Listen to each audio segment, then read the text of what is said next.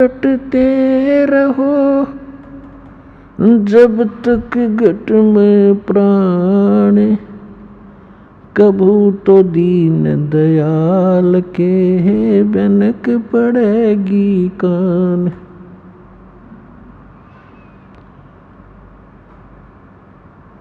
राम रटत कन्या भली, साकट भलो न पूते, छेरी के गल में गलथना, जिसमें दूध न मूत।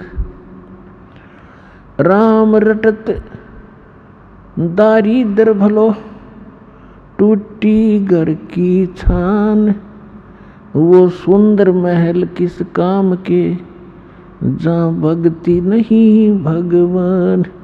राम रटत कोड़ी भलो, चू चू पड़े जो चाम, वो सुंदर शरीर किस काम का, जा मुख नाही नाम। जिव्या तो वाए भली, जो रट हरि नाम, नहीं तो काट के फेंक दियो, ये मुख में बलो ना चाम। परमपिता परमात्मा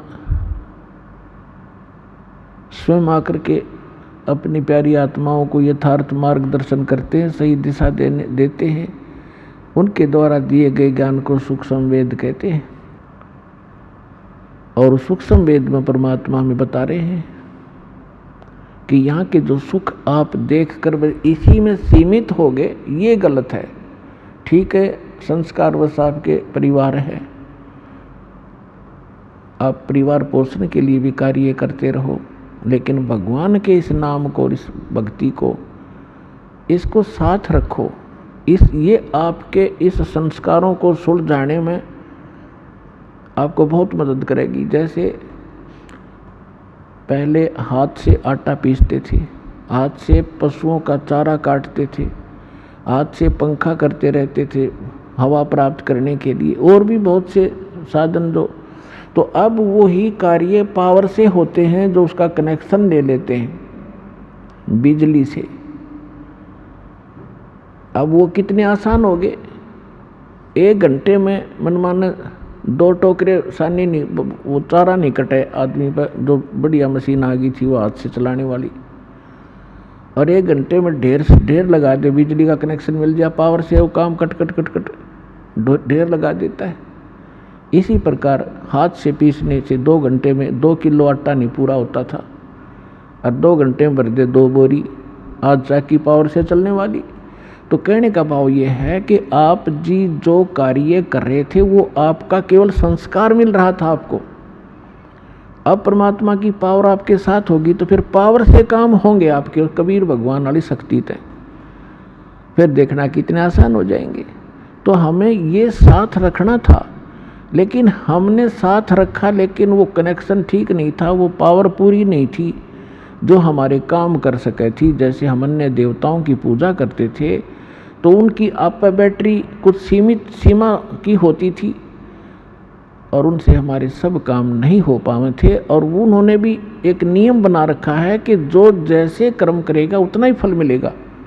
किसी के प्रारब्ध में कोई भी दुख है तो वो देवता, यहाँ तक कि ब्रह्म तक, और ये जो परब्रह्म जिसको कहते हैं अक्षर पुरुष तक, ये आपके प्रारब्ध में, आपके किस्मत में पूर्व निर्धारित जो संस्कार हैं उनमें कोई परिवर्तन नहीं कर सकते। मासा घटे न तिल बदे, विद ना लिखे जो लेख, सच्चा सतगुरु मेट कर ऊपर मारे मेख। तो पुण्यात्माओं, जब पूर्ण परमात्मा का नुमाइंदा, उसका कृपा पात्र संत या स्वयं मालिक आते हैं, 600 वर्ष पहले स्वयं परमात्मा आए थे, और उसमें कोई ऐसा प्रचार प्रसार का साधन नहीं था जैसा आजकल उपलब्ध है। आज तो कोई भी लल्लू पंजू जिसको मीडिया में टाइम मिल जाता है, टीवी के ऊपर बोलने का समय, वे 1 लाख 2 लाख न मूर्ख बना ले, क्योंकि जिज्ञासु उसको संत जानकर उसके पीछे लग लेते हैं। और उस समय 64 लाख शेष परमात्मा के हुए थे। वो कोई ज्ञान से नहीं, ज्ञान तो परमात्मा ये वाणी बोलते ही थे जो आत्मा को खींचती है, लेकिन उनको सुख दिए थे। वो दुखी देख नहीं सकता अपनी प्यारी आत्माओं का, वो परमात्मा है, दयालु है। तो वो क्या बताते हैं, तो उसके लिए बताया है कि मासा घटे न तिल बधे, विद ना लिखे जो लेख, और सच्चा सतगुरु मेट कर ऊपर मारे मेघ। अब सच्चा सतगुरु कहा है गरीबदास जी ने कि जैसे गुरु, वैसे गुरु शब्द पर्याप्त है। गुरु का अर्थ होता है मार्गदर्शक, लेकिन ये नकली गुरु हो गए, इसलिए सतगुरु कहा। अब कलयुग में ये सतगुरु भी नरे हो गए, जैसे ये राधा स्वामी, धन सतगुरु, ये सारे अपने आप को सतगुरु बोल रहे हैं, और का पता नहीं है भी सी अध्यात्म मार्ग का। तो इसलिए सच्चा सतगुरु कहा। काल ने उलझाने में कसर नहीं छोड़ रखी अध्यात्म ज्ञान को। कबीर साहब कहते 9 मन सूत उलझिया, ये ऋषि रहे जखमार, और सतगुरु ऐसा सुलझा दे उलझा ना दूजी बार। तो वैसा सुलझा दिया पुण्यात्माओं। इस कलयुग में यो अध्यात्म ज्ञान नहीं उलझेगा, चाहे कोई सर पटक लियो, भक्ति करियो चाहे ना करियो, वो अलग बात है। अब क्या कहते हैं कि मासा घटे ना तिल बधे, किसी भी साधना से आपके प्रारब्ध के अंदर, आपकी किस्मत में जो लिखे हुए आपके संस्कार हैं, जो आपके ऊपर कष्ट आने हैं, मृत्यु होनी है, वो बदल नहीं सकते। लेकिन पूर्ण संत, उस कबीर परमात्मा का सच्चा नुमाइंदा, उसको खत्म करके, मिटा करके ऊपर मेख मार देना, यानी फॉर एवर दोबारा पनप नहीं सकते। मेख मारन का अर्थ ही होता है। अब आपको उस परम पिता परमात्मा कबीर जी से प्राप्त इस सत भक्ति से जो लाभ हुए हैं, कुछ पुण्यात्माओं का अनुभव आपके सामने रूबरू करते हैं, वो सुनिएगा। सत सही। अभी आपने परमात्मा से प्राप्त राहत उन श्रद्धालुओं के मुख कमल से सुनी। पुण्यात्माओं, आप अभी अध्यात्म मार्ग के अंदर बिल्कुल बच्चे हो। जिसमें आप इस ज्ञान से परिपूर्ण हो जाओगे, उसमें आपको जो भी आप कोठी, बंगले, कार, बैंक बैलेंस और यहाँ की जो संपत्ति एकत्रित करने में जो समय व्यर्थ करते हो, ये ऐसा लगेगा जैसे बालक, छोटे छोटे बच्चे खिलौनों से खेला करते हैं। जिस प्रकार परमात्मा अपनी वाणी में कहते हैं, होले सुहागण सुरता त्यारे, मालिक घर जाना है हेतु तो। होले सुहागण सुरता त्यारे, मालिक घर जाना है। नाले धोले ओढ़ पैर लेकर 16 श्रृंगार, नाले धोले ओढ़ पैर लेकर 16 श्रृंगार। आज नहीं तय तड़के परसों आवेंगे तेरे लड़ियारे, मालिक घर जाना है हेतु तो। होले सुहागण सुरता त्यारे, मालिक घर जाना है। तेरे साथ किए कितनी जाली, तू क्यों लारी वारे। तेरे साथ की कितनी जाली, तू क्यों लारी वारे। ये गुड़िया खेलत जन्म गंवाया, लाया है नहीं बेचारे, मालिक घर जाना है हेतु तो। होले सुहागण सुरता त्यारे, मालिक घर जाना है हेतु तो। होले सुहागण सुरता त्यारे। सतगुरु हमारे बानिया है करते बनज व्यवहारे। सतगुरु हमारे बानिया हे करते वणज व्यवहार। बिन डांडी बिन पालड़ है तोले दिया संसार। मालिक घर जाना है तू तो होले सुहागन सुरता त्यारे। मालिक घर जाना है। अब परमात्मा आत्मा को जगा रहे हैं कि सुहागन आत्मा वो होती है जिसका विवाह हो जाता है, नाता जुड़ जाता है, जिसकी सगाई हो जाती है, मंगनी हो जाती है, और जिनका रिश्ता हो जाता है, मंगनी हो जाती है, सगाई हो जाती है, वही अपने पति के घर जाती है। और जब तक लड़की कुंवारी है वो पति के घर नहीं जा सकती। तो कहने का भाव ये है कि जिनको उपदेश प्राप्त हो गया है वो सुहागन आत्मा होगी, परमात्मा से जुड़ गए वो। अब अपने जैसे यहाँ रिवाज बनी हुई थी उसी आधार से परमात्मा ने ज्ञान दिया है कि जो लड़की अधिक दहेज लेकर जाती थी तो सास ससुर को अच्छी लगती थी। यहाँ की वैसे रीति ये गलत है, लेकिन फिर भी उसके आधार से ज्ञान समझाने के लिए परमात्मा ने बताया है। तो इसी प्रकार परमात्मा कहते हैं कि नाले धोले ओढ़ पैर लेकर 16 श्रृंगार, और दुल्हन को अच्छी तरह श्रृंगार कर भेजा करते थे। हर तरह से उसको आभूषण पहनाते थे ताकि उसकी छवि कुछ निखर जाए। तो परमात्मा कहते हैं आत्मा के जो गहने हैं, आभूषण हैं, ये वो नहीं है जो यहाँ के बनावटी होते हैं। शील, संतोष, विवेक, अक्षमा, दया, सुमरण, भक्ति, दान, साधु सेवा, विनम्रता, ये गहने होते हैं सब एक आत्मा के। कहते हैं ये सभी आभूषण ग्रहण कर, और आज नहीं तो कल मृत्यु होगी, तुझे जाना होगा। फिर बताते हैं कि तेरे साथ की कितनी जाली, जिन महापुरुषों का मोक्ष हुआ, जिन्होंने जिस सत्र की साधना की वही क्योंकि इस कबीर परमात्मा के ज्ञान से तो उस समय कोई परिचित थे नहीं कि कौन कौन मुक्त हुए, ना वो विश्वास मानते थे कि सचमुच ये मुक्त हुए हैं। हम किन को मुक्त मानते थे? ध्रुव, प्रहलाद, मीरा बाई आदि जितने, तो उनके उदाहरण देकर बताए जाते हैं कि तेरे साथ की कितनी जाली, ध्रुव, प्रहलाद, मीरा बाई आदि ये महापुरुष, और तुम क्यों लारीवार, और गुडिया खेलत जन्म गंवाया, ओए तने लाया नहीं विचार। अपने आत्माओं, जब तक ये तत्व ज्ञान से आप परिचित नहीं होते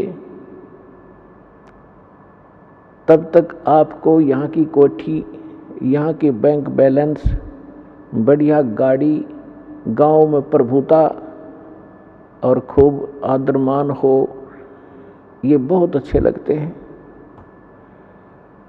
जिसमें आपको ये ज्ञान होगा उसमें आप देखोगे आपकी आत्मा एकदम यहाँ से उल्टी हो जाएगी। आपको अच्छे ही नहीं लगेंगे। ये कैसे नहीं लगेंगे? जैसे अब तो बच्चे ऐसा नहीं खेलते, अब तो सीधे स्कूल जाने लग जाते हैं। 3-4 वर्ष के होते हैं उसको स्कूल भेज देते। पहले पुराने समय में क्या होता था कि छोटे छोटे बच्चे खेलते ही रहते थे। छोटी लड़कियां हमने विशेषकर देखा, जो बड़ी लड़कियों का विवाह हो जाता था उनके लिए घर पे टेलर बुला करके उनके कपड़े सिलवाए जाते थे, और उन कपड़ों से बचे हुए कटपीस, छोटे छोटे 2-2, 3-3 इंच के कपड़े होते थे, टुकड़े, उनको छोटी लड़कियां उठा लेती थी और वो नकल किया करती थी। क्या नकल करती थी कि जैसे पहले क्या करते थे, हमने देखा हमारे विशेषकर ये रीति थी कि लड़की जब अपनी ससुराल जाती थी उससे पहले उसका दूसरचार करते थे, दहेज। उसमें कहते थे 30 कपड़े, सूट, तिल बोला करते, आगे वालों की यानी आगे ससुराल वालों में किसी सासू की, नंद की, पीतस की, तायस की, दादस की, ऐसे, और फिर वो आगे वालों की, और 20 लड़की की, वो अलग अलग कपड़े रखे जाते थे। तो वो लड़की छोटी सी क्या करती थी, उन छोटे छोटे टुकड़ों को इकट्ठा करके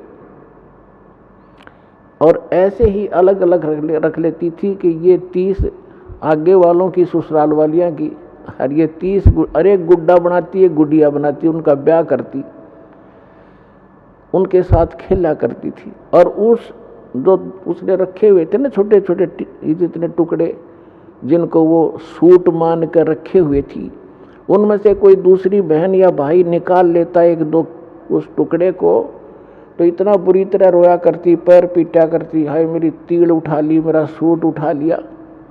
जब उससे पूछा करते थे कहाँ से उठा लिया, कि ये 40 थे, आज इसमें 2 घट गए वो टुकड़े।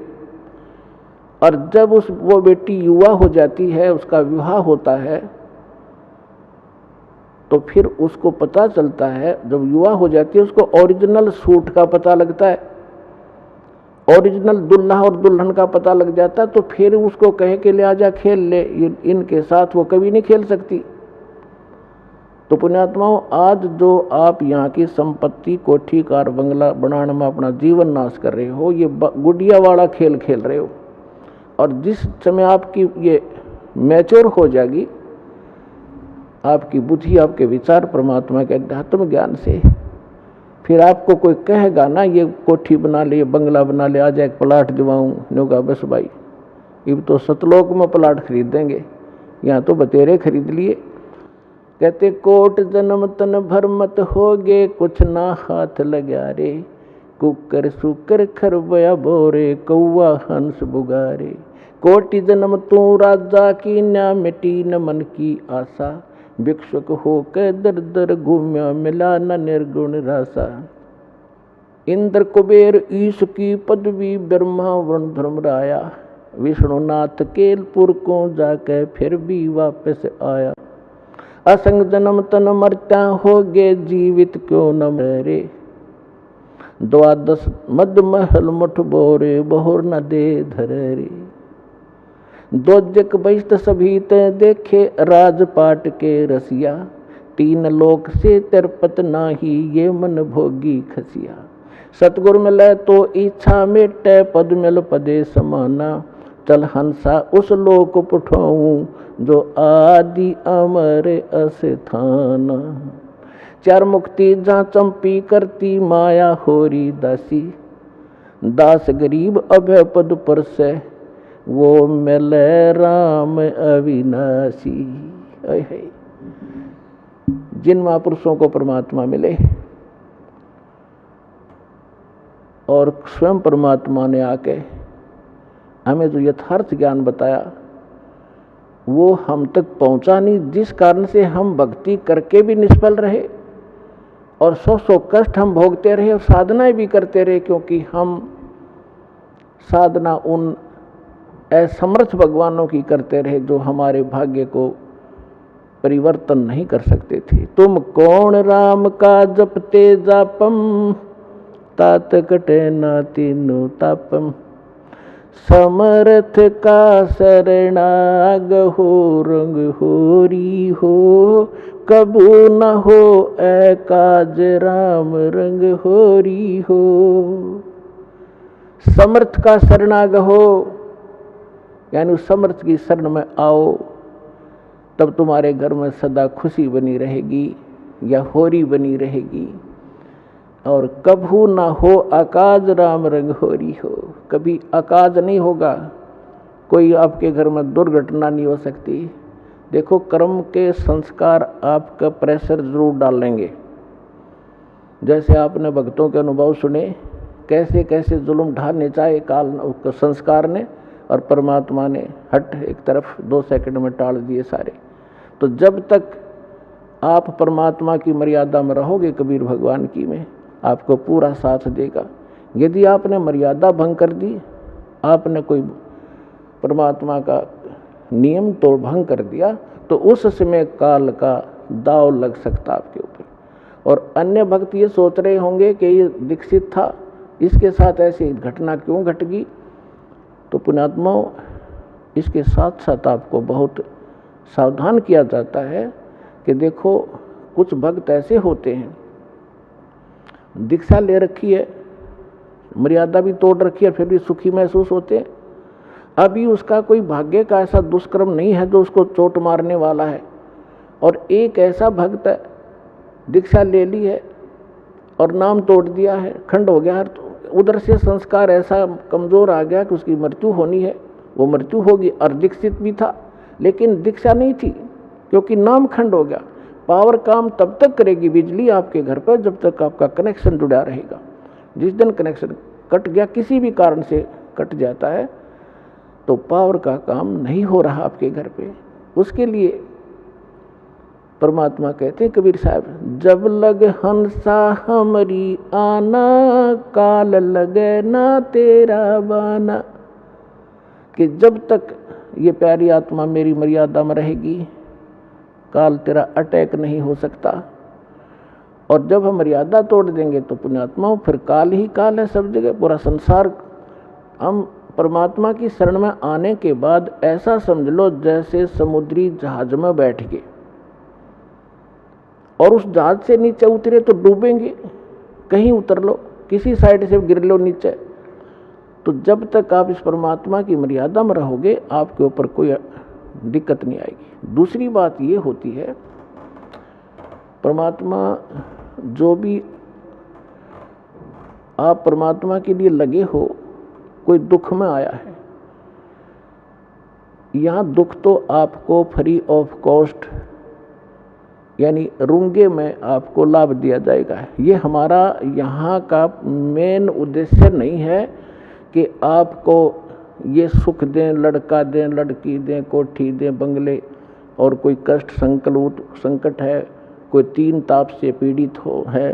केवल इसी उद्देश्य को लेकर हमने ये यूनिवर्सिटी नहीं खोल रखी, ये हॉस्पिटल नहीं खोल रखा।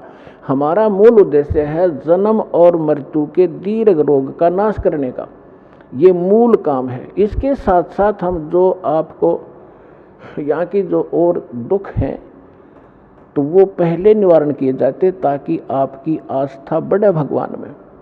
और उसके बिना आप भगवान को पहचान नहीं सकते। अब जैसे कोई ऐसे जादू जंत्र करता था, सिद्धियां दिखाता था, तो धर्मदास जी कह रहे थे कि भगवान वो ऐसा संत है, ऐसे चमत्कार करता है। परमात्मा बोले वो संत नहीं जो चमत्कार करता है, वो महामूर्ख व्यक्ति है। और फिर उसी समय परमात्मा ने कहा कि वो संत नहीं जिसे चमत्कार भी ना हो। ये पुण्यात्मा, एक तो चमत्कार करना ये तो महामूर्ख व्यक्ति के काम है, क्योंकि उसने केवल सिद्धियां ही इकट्ठी कर रखी हैं जो उसके लिए भी घातक हैं और अन्य के लिए भी वो घातक है, क्योंकि उस पर आश्रित हो गया कि वो बड़ा महंत और संत होगा। और फिर कहा कि वो संत ने जिसे चमत्कार ना हो, संत चमत्कार नहीं करता, आप पया करे, उसके पास इतनी समर्थ शक्ति होती है। उसका उद्देश्य चमत्कार करने का नहीं होता, उद्धार करने का होता है। और वो सुख वैसे ही होते हैं जिनको लोग चमत्कार मानते हैं, या तो बिना गिनती के होंगे आपके घर पे, क्योंकि यह समर्थ शक्ति का साथ रहेगा आपके साथ। तो क्या बताते हैं, तो परमात्मा हमें याद दिलाते हैं कि जब तक आप हमारी मर्यादा में रहोगे आपको यहाँ के सारे सुख भी देंगे जिनको आप सुख मानते हो। अब पुण्यात्माओं, जो 3 ताप के कष्ट भी आपके कहीं नहीं कटे। यहाँ पर आप भक्तों के अनुभव सुनते हो, सब जगह चले गए थे, किसी में प्रेत था, किसी में जिन था, किसी पर कोई देव था, किसी के ऊपर कोई पीर तंग करता था, किसी में भैरव कूदता था, सब जगह जा चुके थे, लेकिन यहाँ आके सुख हुआ। हम ये उद्देश्य नहीं रखते कि ये सुख दें, ये ताप होंगे आपको, ये तो पहले होंगे, क्योंकि जब तक आपके पैर में कांटा लगा है तो कांटा निकालना हमारा उद्देश्य है, क्योंकि कांटा लगे पैर में जूता पहना नहीं जा सकता। अब जैसे आप पहले हम सुनते थे किसी भी संत के पास दुखी जाता था तो पहले तो अपने जंतर मंत्र बताता, ये कर दो, वो बोल दो, 5 कपड़े रख दो, ऐसे श्राद्ध निकाल दो, ऐसा दान कर दो, मैं तुम्हारा मंत्र जाप करूंगा। जब कुछ नहीं होता था लास्ट में ये कहते थे कि ये तो आपके भाग्य में लिखा हुआ है, आपके प्रारब्ध का कष्ट है, ये तो भोगना ही पड़ेगा। और फिर भी कहता था ले राम नाम का जाप करते ही रहना। पुण्यात्माओं, जैसे किसी के पैर में कांटा लगा हो और वो किसी के पास जाता है, वो कहता है, कोशिश करता, उसके पास औजार नहीं है उस कांटे को निकाल दे, और वो कहे कि कांटा तो निकल नहीं रहा, ये तो लगा ही रहेगा क्योंकि गहरा चला गया है, अब ले जूता पहन ले, आगे कांटा नहीं लगेगा। तो कांटा लगे पैर में जूता नहीं टिक सकता, पहले कांटा निकले और फिर उसको सलाह दी जा कि फिर जूता मत निकाल देना, नहीं तो ये पीड़ा फिर आ जाएगी आपके ऊपर। तो फिर वो व्यक्ति उस पीड़ा से परिचित है और फिर वो कभी जूता उस मार्ग में निकाल लेगा। तो पुण्यात्माओं, जो दुखी व्यक्ति यहाँ आते हैं सौभाग्य है उनका, जो सुख में आते हैं उनका भी सौभाग्य है, लेकिन जो दुख में आते हैं वो ज़्यादा स्थिर होंगे, क्योंकि सुख तो होगा ही होगा। ये तो सुखदायी भगवान है, समर्थ परमात्मा है, सुख का सागर है, ये दुख नहीं देता, और सुख इतना देगा बहुत गना आपको। और फिर थोड़ा सा यहाँ गाइडलाइन इसलिए दी जाती है क्योंकि आप मार ना खा जाओ भक्ति मार्ग में, इस मार्ग पर टिका रहना कठिन है। उसके लिए आपको ये फाउल पॉइंट बताए जाते हैं और साथ में गाइडलाइन दी जाती हैं जो आपके इस भक्ति मार्ग में सहयोगी होंगे। कुछ भक्त हमारे अन्य दुखियों को लाते हैं अपने पड़ोस से, रिश्तेदारों को समझा बुझा के, चलो वहाँ ठीक हो जाओगे, चलो वहाँ ठीक हो जाओगे, जाते सुख हो जाएगा, स्वस्थ हो जाओगे। तो पुण्यात्माओं, क्योंकि आपको मालूम है कि यहाँ ऐसे होता है, लेकिन जो केवल यहाँ इसी उद्देश्य से आता है कि मैं ठीक हो जाऊँ बस, तो उसका अगले उद्देश्य से भी परमात्मा परिचित है कि ये केवल झाड़ा लुहान आया है और ये ठीक हुआ फिर दोबारा नहीं आएगा।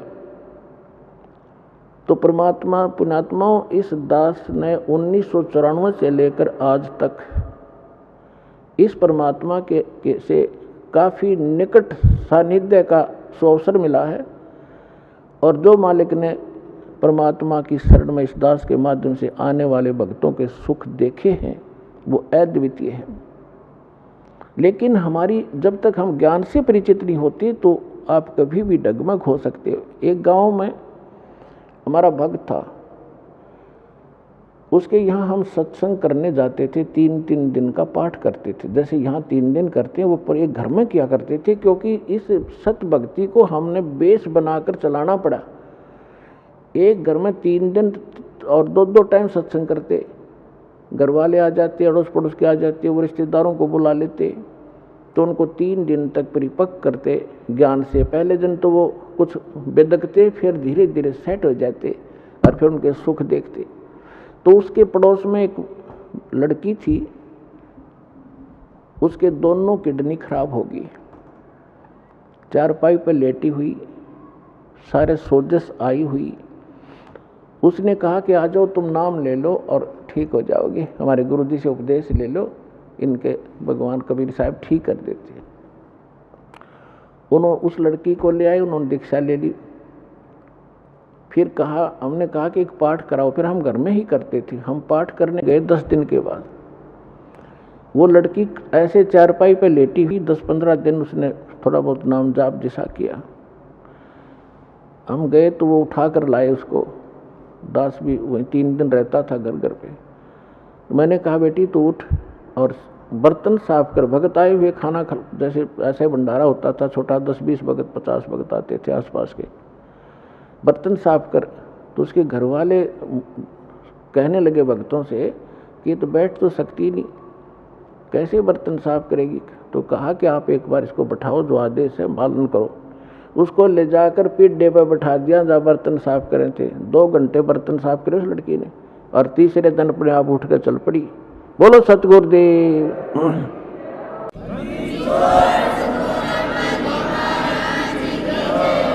तो उसको क्या हुआ, कति स्वस्थ होगी, शादी होगी, और फिर नाम छोड़ दिया, आना बंद कर गए। 10 साल हो गए उन बातों को। तो कहने का भाव ये है कि ये परमात्मा आपको आते भी सुख दे सकता है, लेकिन आप केवल झाड़ा लवाण की आदत पड़ रही है आपने, एक बार ठीक हो जाओ फिर कोई ज़रूरत नहीं आने की। और हमारा उद्देश्य ये है कि ये तो सुख आपको मिलेगा ही मिलेगा, लेकिन हम बार बार आपको यहाँ बुला करके आप भक्ति से और ज्ञान से परिपक्व करना चाहते हैं, ताकि आपके संस्कार भक्ति वाले बढ़ें। एक कष्ट तो आपका दूर हो गया, आपके तो जीवन में 20 और हैं ऐसे ऐसे, फिर वो तोड़ देंगे दे, ये आपकी बहुत बुरा हाल कर देंगे। तो पुण्यात्माओं, ये ना समझना कि आप ठीक नहीं होगे, सभी ठीक होंगे, लेकिन परमात्मा अपने हिसाब से करेगा, और लेकिन आप पर आपत्ति नहीं आने देगा। तो इसलिए आप परमात्मा के इस ऑपरेशन में जो कर रहा है इसमें ऑब्जेक्शन मत करना। जैसे कोई रोगी है और डॉक्टर के पास जाता है, डॉक्टर अपने हिसाब से कर रहा है, तो उसमें बीच में अगर मरीज अपनी टांग अड़ावे कि ना ऐसे नहीं ऐसे कर दे, तो वो काम बिगाड़ देगा, वो ऑपरेशन खराब हो जाएगा उसका। तो परमात्मा आपको सुख देगा, आपके सिर पर हाथ रखेगा, आपके बच्चों की सुरक्षा करेगा और आपको मोक्ष देगा। आप विश्वास के साथ लगे रहना। बोलो सतगुरुदेव।